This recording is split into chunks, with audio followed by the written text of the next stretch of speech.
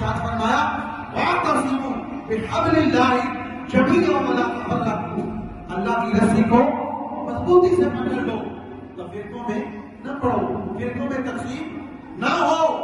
آج اگر ہم دیکھیں ہمارا خدا ایک ہے، ہمارا نبی ایک ہے، ہمارے محبوب پہ جو قرآن نازل ہوا وہ کتاب بھی ایک ہے، ہم ہر آئے روز تقسیم ہوتے جا رہے ہیں، خاندان تقسیم ہو رہے ہیں، محلے تقسیم ہو رہے ہیں، گاؤں تقسیم ہو رہے ہیں۔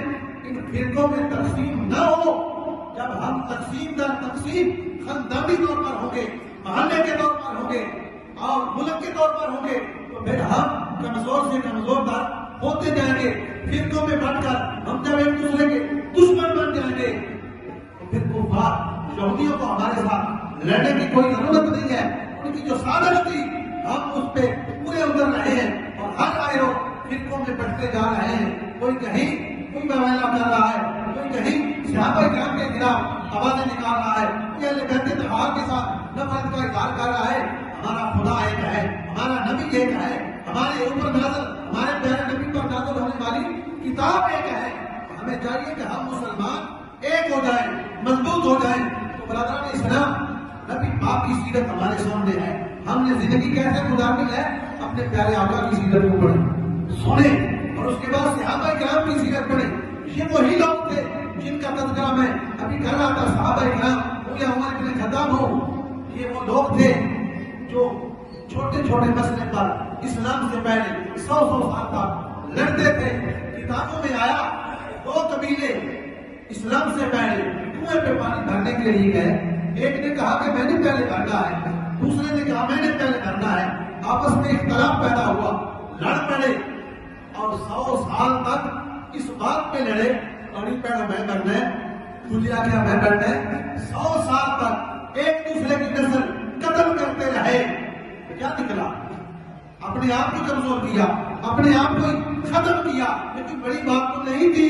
لیکن جب اسلام آیا، جب محبوب خدا آئے، ہجرت مدینہ ہوتی ہے، محبوب خدا کے صحابہ مکہ سے مدینہ جاتے ہیں، مدینہ والے مہاجر ہیں، مکے والے مہاجر ہیں، مدینے والے انصار ہیں۔ جب یہ مکہ سے مدینہ جاتے ہیں ہجرت کر کے، پھر اللہ کے محبوب کیا کرتے ہیں؟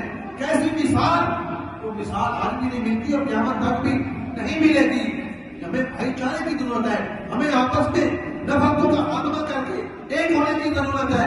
تو برادران اسلام، نبی پاک صلی اللہ علیہ وسلم نے ایک مہاجر کو، ایک انصار کو لیا، کہا کہ تم آپس میں دونوں بھائی ہو، تم آپس میں دونوں بھائی ہو۔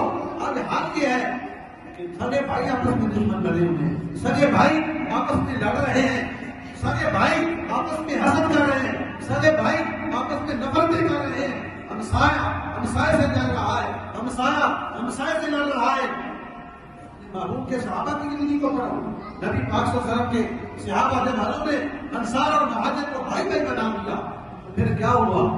جو انصار تھے، جو مدینے والے تھے، وہ وہاں کے رہنے والے تھے، ان کے پاس زمین تھی، جائیداد تھی، مال تھا، انہوں نے اپنا آدھا مال جو حضور نے بھائی بنایا تھا مہاجر، اس کو دے دیا، اس کو آدھا مال زمین میں بھی حصہ بانٹ کر اس بھائی کو دے دیا۔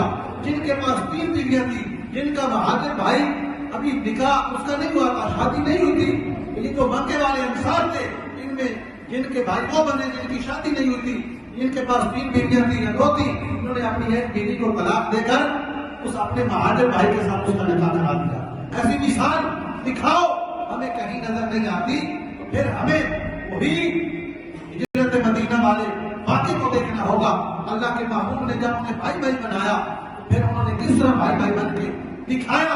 آج نفرتیں ممبروں سے بھی جو ہے وہ بڑھتی جا رہی ہیں، حتیٰ کہ اہل بیت اطہار، اصحاب رسول، ان کے بڑے گہرے رشتے ہیں آپس میں۔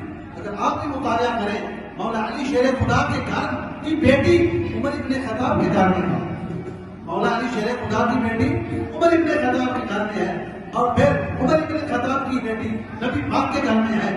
اور اسی طرح اگر آپ دیگر صحابہ کی بھی رشتہ داریاں دیکھیں تو ایسے لگتا ہے کہ صحابہ اور اہل بیت آپس میں ہیں، یہ آپس میں جڑے ہوئے ہیں، ملے ہوئے ہیں، اور وہاں پہ محبتیں ہیں، پیار ہے، نفرتیں نہیں ہیں۔ تو ہمیں بھی ضرورت ہے آج ہمارے پاکستان میں فرقہ واریت، آنٹی شیعہ، فلاں فلاں، تقسیم در تقسیم، یہ نفرتیں پھر بغض میں بدلتی ہیں، لڑائیوں کا باعث بنتی ہیں، فساد کا باعث بنتی ہیں. تو ہمیں ضرورت ہے وَاعْتَصِمُوا بِحَبْلِ اللَّهِ جَمِيعًا وَلَا تَفَرَّقُوا کہ ہم فرقوں سے نکلے، اللہ کی رسی کو مضبوطی سے